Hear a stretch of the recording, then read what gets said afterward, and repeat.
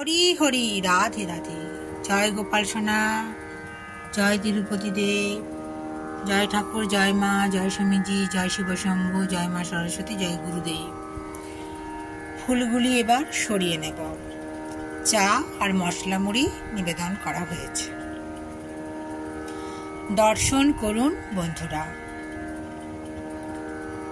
নিজের মনে লেখা, নিজের মনে সুর নিবেদন করছি। হরি বল, হরি বল, হরি হরি বল, হরি বল, হরি বল, হরি হরি বল, রাধে বল, রাধে বল, রাধে বল, রাধে বল, রাধে রাধে বল, হরি বল, হরি বল, হরি হরি বল, রাধে বল, রাধে বল, রাধে বল, রাধে বল, রাধে রাধে বল, হরি বল, হরি বল, হরি হরি বল, হরি বল, হরি বল, হরি হরি বল, রাধে বল, রাধে বল, রাধে বল, রাধে বল, রাধে রাধে বল, হরি বল, হরি বল, হরি হরি বল, হরি বল, হরি বল, হরি হরি বল, রাধে বল, রাধে বল, রাধে বল, রাধে বল, রাধে রাধে বল। রাধা নামে প্রচুর শক্তি। শ্রীকৃষ্ণের শক্তি হচ্ছেন শ্রী রাধারানী। রাধারানীর অসীম কৃপা।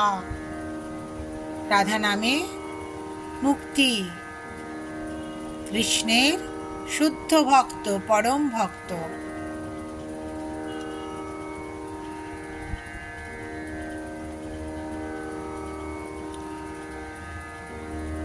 রাধা মাধব আনার একটা গল্প আছে। আমি প্রথম যখন শ্রীকৃষ্ণকে নিয়ে আসি, রাধারানীকে নিয়ে আসিনি, পরে নিয়ে এসেছিলাম। রাধা মাধব স্থাপন করার পর আমি অনেক পরে গোপাল এনেছি। আমি অনেকের ঘরে গোপালকে নতুন বস্ত্র দিয়েছি। পুরীর কাঠিয়া বাবা আশ্রমের মহারাজ একদিন বললেন, পুরীর আশ্রমের গোপালের 4 জন গোপালের ড্রেস তুই দিবি। আমি পয়লা বৈশাখে দিতে বলেছিলেন।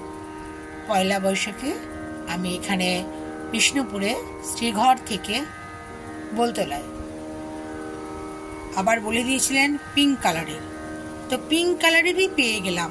কটনের সুন্দর পোশাক গোপালের 4টি নিয়ে এলাম।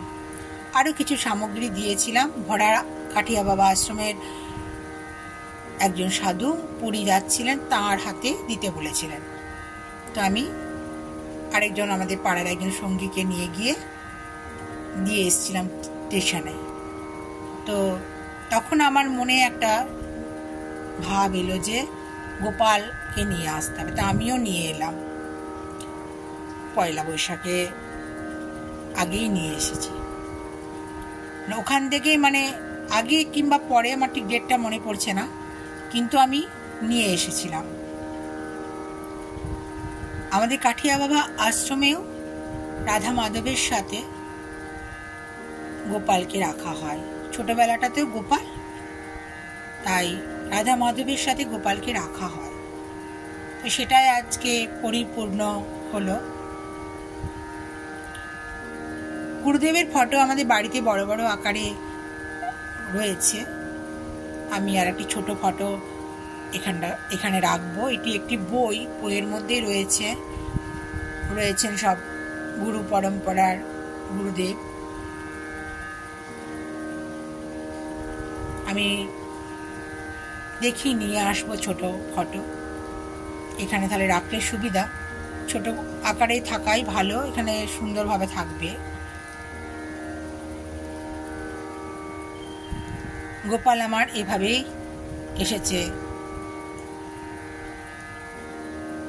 গোপাল যখন যা ইচ্ছে হয় আমাকে দিয়ে কিন্তু বানানো করায়, আবার কিনে নিয়ে আসাও করায়। ইচ্ছে হলে ভীষণ আদর খেতে ভালোবাসে, যখন যা ঝোঁক হয় নানা রকমের তার ইচ্ছে। এটা কিন্তু ভীষণ ভিতর থেকে আমি অনুভব করি। মানে এত ভালো লাগে যেন মনে হয় সত্যি খুব ভালোবাসা আমাকে দেয়।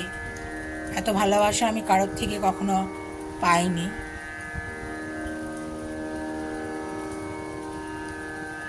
গোপালকে ভালোবাসলে নিজের মনটাও ভালো লাগে, ভালোবাসাও যেন গোপাল আদায় করে নেয়। এটা একটা বিরাট মাহাত্ম্য।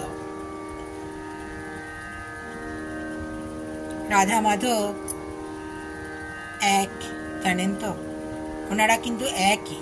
আমি তুমি সম্বোধন করি কারণ আমি বন্ধু সম্পর্ক পাতিয়েছি।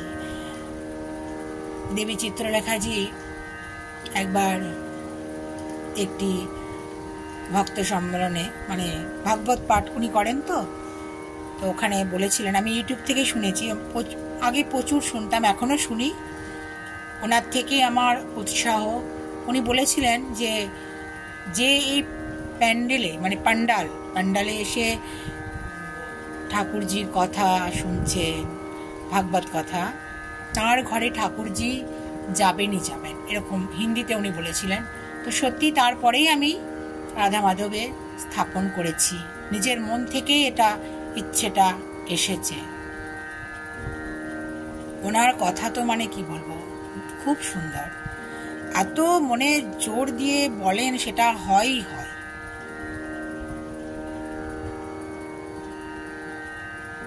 আমি ওনার কথা অনুসরণ করি, উনি আমার আদর্শ।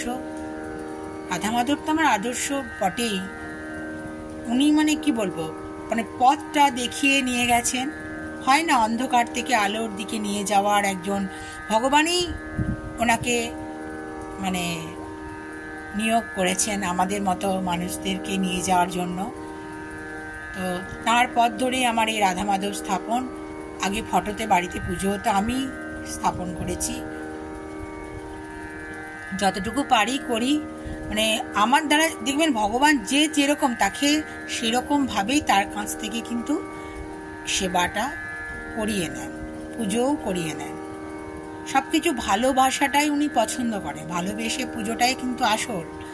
আপনি যদি পুজো নাও করেন কিন্তু ভালো যদি বাসেন না, সেটাই সব থেকে বড় কথা। ভালোবাসাই কিন্তু ভগবান চান, ভালোবাসাটাই বড় কথা। যে দেবতা দেবী যাকে ভালো লাগে তাকেই ভালোবেসে সেবা করবেন, পুজো করবেন, দেখবেন খুব ভালো লাগবে।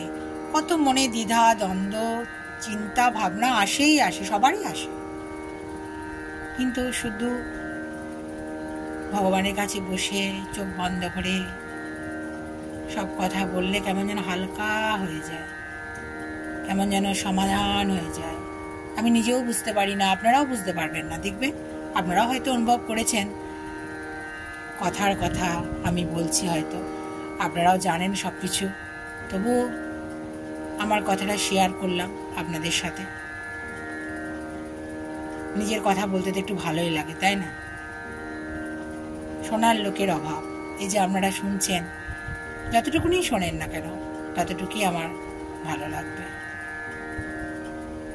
আমিও শুনি না যে তা না, শুনেই তো শিক্ষা, তাই না? শুনেই অনেক কিছু শিখি আমরা। আগেকার যুগে বেদের যুগে যে শিক্ষা দেওয়া হতো, শুনে শুনেই তো শিক্ষা লাভ করতো, তাই না?